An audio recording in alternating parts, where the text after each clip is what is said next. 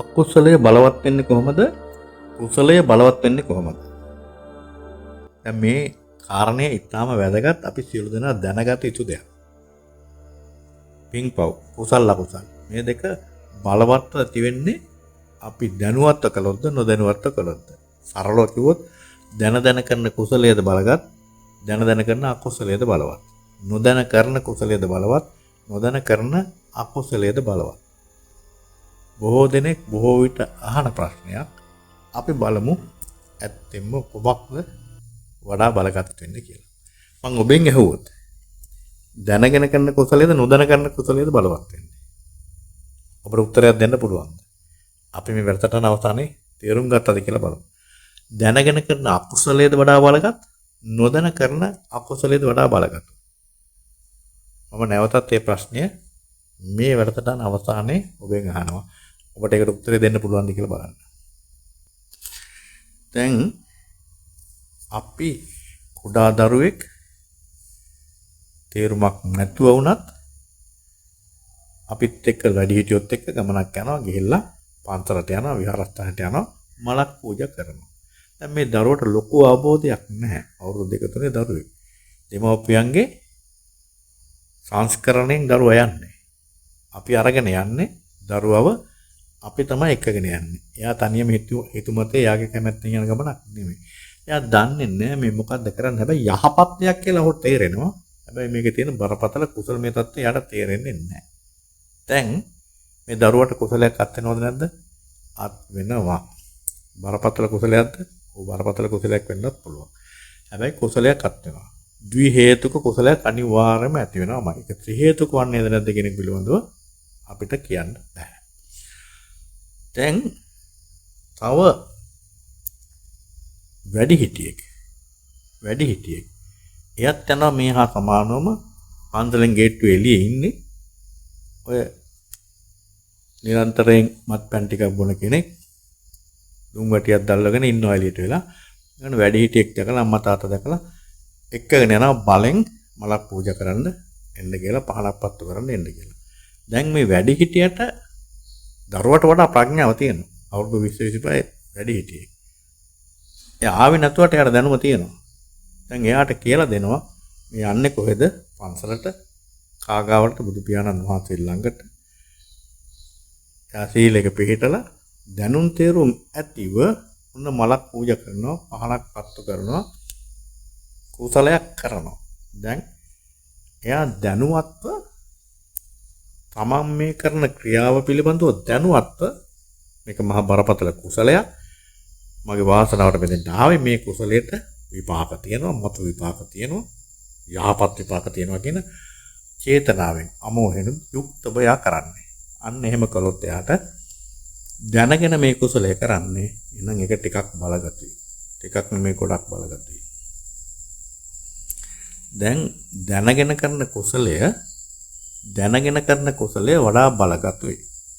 දැනගෙන කියලා කියන්නේ තමන් කරන කුසලය මතු විපාක දෙන, මතු භවයක විපාක දෙන, උත්පත්තියගෙන දෙන, ප්‍රවෘත්ති විපාක දෙන, කර්ම ශක්තියක් දෙන දෙයක් කියන එක යාට තේරුම් ගන්න පුළුවන් වෙනවා.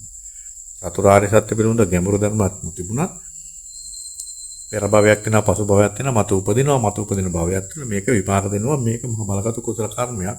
මට ඒක සසරට යහපත් විපාක ගෙන දෙන්නා කුසල කර්මයක් කියන එක තේරුම් ගන්න යාට අමෝහය කියන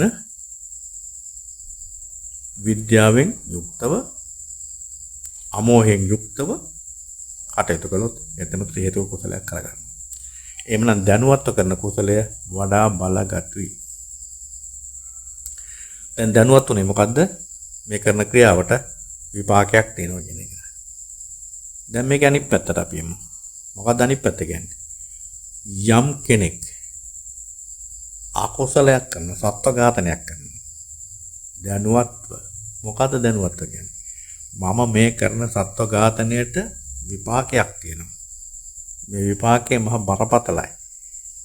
ඒ නිසා මම මේ කරන කර්මයට මතු භවයක විපාකයක් දීමේ හැකියාව දිනවා. වැරදි උත්පත්තියක් ගෙන දේවි. ප්‍රවෘත්ති විපාක වලින් මට දඬුවම් විඳින්න සිද්ධ වෙවි කියන දැනුම තුල. ඒ කියන්නේ දෘෂ්ටිය තුළ දැක්ම තුළ ඉඳගෙන තමයි මේ සත්‍යව ඝාතනය කරන්නේ. දැන් මේ පුද්ගලයා දැන කරන අකුසලයේ බලය හීනයි, ශක්තිය හීනයි, කර්ම ශක්තිය හීනයි. තව කෙනෙක් ඉන්නවා නිරන්තරයෙන් සත්ව ඝාතන කරනවා. පෙර භවයක් නැහැ, පසු භවයක් නැහැ, ආය කෙනෙක් උපදින්නේ නැහැ. මරණයට පස්සේ ආය මේ සියල්ල පතර ජීර්ණ වෙලා යනවා. ආය කොහෙද තව කෙනෙක් ඉපදෙන්නේ? ඊළඟ භවයක උත්පත්තියක් නැහැ. මේව කාටවත් විපාක දෙන්නේ නැහැ. මේව අමු බොරු. අන්න ඒ වගේ මිත්‍යා දෘෂ්ටිකත්වයෙන් යුක්තව පෙර භවයක් නැහැ, පසු භවයක් නැහැ, පසු භවයේ විපාක දෙන්න තත්ත්වයක් නැහැ, විපාක දෙන්න කර්මයක් නැහැ. මේ වගේ දෘෂ්ටියකට අපි කියනවා මිත්‍යා දෘෂ්ටිකත්වය කියලා. මිත්‍යා දෘෂ්ටිකත්වයේ වඩාත් බරපතල වෙනවා නියත වෙච්චාම. නියත මිත්‍යා දෘෂ්ටිකව හෙල්ලෙන්නෙම නැහැ. අන්න එහෙම කෙනෙක් සත්‍ය తත්වයේ යථාර්ථය තේරුම් ගන්න නැතුව නොදැන කමයි මේ අකුසලයේ කරන්නේ. නොදැන කියන්නේ කර්ම විපාක දන්නේ නැතුව කරන්නේ. ඒ කර්මය විපාක දෙන්නේ ඊටාම ප්‍රබල විදියට. ඒ අකුසලයේ විපාක දෙන්නේ ඊටාම බලගත් විදියට අපි කියනවා නොදැන කරන අකුසලය ඊටා ප්‍රබලයි කියලා. දැන් මේකට සරල උදාහරණයක් කියන්න පුළුවන්. ගිනි අඟුරක් තියෙනවා. මේ ගිනි අඟුර රත් වෙලා තියෙන ගිනි රත් පාටට රතු පාටට පැහැදිලිව පේනවා. දැන් මේ ගිනි අඟුර එතනින් අයින් කරන්න ඕන. දැන් මේ ගිනි අඟුර ඇල්ලුවොත් පිච්චෙනවා කියන එක දන්න කෙනෙක් ඉන්නවා. නම් මේ කරන ක්‍රියාවට විපාකයක් තියෙනවා කියලා දන්න කෙනෙක් අන්න කරන්නේ කොහමද? මේ ගිනි අඟුර අල්ලන්නේ ඒක කඩදාසියක් තියලා නැත්නම් වෙනත් කෝටුවකින් එහෙම නැත්නම් වෙනත් හැන්දකින් අතින් ඇල්ලුවොත් ටක් ගාලා විතු කරනවා. අත පුච්ච ගන්න නැතුව මේ වැඩේ කරගන්න උත්සාහ කරනවා. ඇයි ඒ ගිනි අඟුර රත් වෙලා තියෙන්නේ? අත පිච්චෙනවා ඇල්ලුවොත් කියලා දන්නවා. ඒ විදිහටම මම කරන අකුසලයට විපාකයක් තියෙන කියලා දන්න කෙනා යක්කෝ අකුසලේ කරන්නේ නැහැ. එහෙම නැත්නම් කරත් ඒක බලයෙන් ශක්තියෙන් යම් මට්ටමකට හීනයි. දැන් එනවා ඊළඟට. මේ ගිනි අඟුර ගැන කිසිම දෙයක් දන්නේ නැහැ. මේක රතු පාට නැහැ. දැන් වැහිලා තියෙන්නේ අලු වලින්. දන්නේ නැති කෙනෙක් ආවා. මෙතන ගිනි අඟුරක් තියෙනවා කියලා දන්නේ නැහැ. ඇල්ලුවා. අල්ලපු නැත පිච්චුණා. ඒ තමයි නොදැන කරපු අකුසලය. විදුලි සංදියක් තියෙනවා. මේ විදුලි සංදියේ විදුලිය තියෙනවද නැද්ද කියලා අපි දන්නේ නැහැ. පොඩි සැකයක් තියෙනවා. මෙතන විදුලිය තිබිය හැකියි කියලා සැක කරන කෙනා මේ විදුලි කම්බියට අත තියන්නේ නැහැ. එයා අත තිබ්බත් තියන්නේ බොහොම ප්‍රවේශමෙන්. කරන්ට් එක බැදිලා හානියක් වෙන්නේ නැති විදිහට. හැබැයි දන්නේ නැති කෙනෙක් ආවොත් එයා අත තියලා ඇල්ලුවා විදුලිය තමන්ගේ ශරීරයට වැදිලා මිය යන්නවත් පුළුවන්. මේ තමයි නොදැන කරන අකුසලය. දැනගෙන කරන කුසලයේ බලගතු වැඩි, නොදැන කරන අකුසලයේ බලගතු වැඩි. නොදැන කරන කුසලය බලගතු භාවයෙන් අඩුයි, දැනගෙන කරන අකුසලයේ බලගතු භාවයෙන් අඩුවේ හැක. දැන් යමක් ඔබට පැහැදිලි. එහෙමනම් මොකද්ද? කෙනෙක් කුසලයක් කරන්නේ ඔය යන්නන් වාලේ. ඒ කියන්නේ තව කෙනෙක්ගේ මෙහෙයවීමෙන්, තව කෙනෙක්ගේ සංස්කරණේ පෙර භවයක් පසු භවයක් තියෙනවද කියලා දන්නේ නැතුව මේ ගිල්ල කුසලයක් කරනවා. ඒ තුළ ඇති වෙන්නේ අඩු ශක්තියක්, ත්‍රි හේතුක තත්ත්වයක්. හැබැයි මේ සත්‍යයට මනුස්සයාට වැටහෙනවා නම් පසුව විපාක දෙන්නව බලගතු ශක්තියක් මෙතන තිබේ. එයා ඇතිවන්නේය. ඒ අනුව මෙය කිරීම තුළින් මට යහපතක් වන්නේ කියන හැඟීම දැනුවත්ව තිබුණොත් එයා තුළ අමෝහය කියන හේතු මූලය එතෙන්ට එකතු වෙනවා.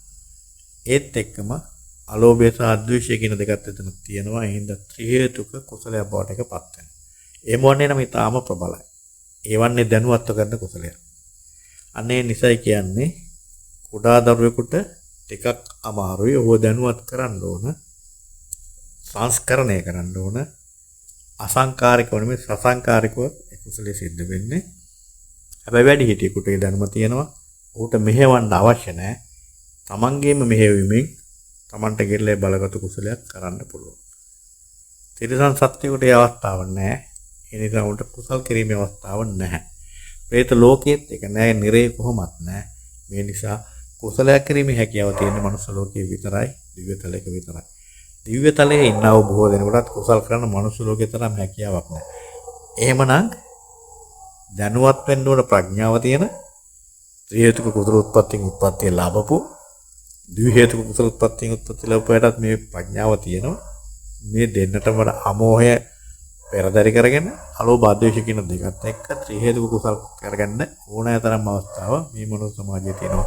දැනුවත්ව කරන කුසලය බලගතු වන්නේ අන්න ඒකයි. එහෙමනම් ඔබෙන් මම නැවත අහනවා දැනුවත්ව කරන කුසලයේද දැනුවත්ව කරන අකුසලයේද නොදැනුවත්ව කරන කුසලයේද නොදැනුවත්ව කරන අකුසලයේද වඩා බලගතු වන්නේ කියන එක. මේකට පිළිතුරක් දෙන්න ඔබට පුළුවන් නම් ඔබ අභිධර්මයට අනුකූලව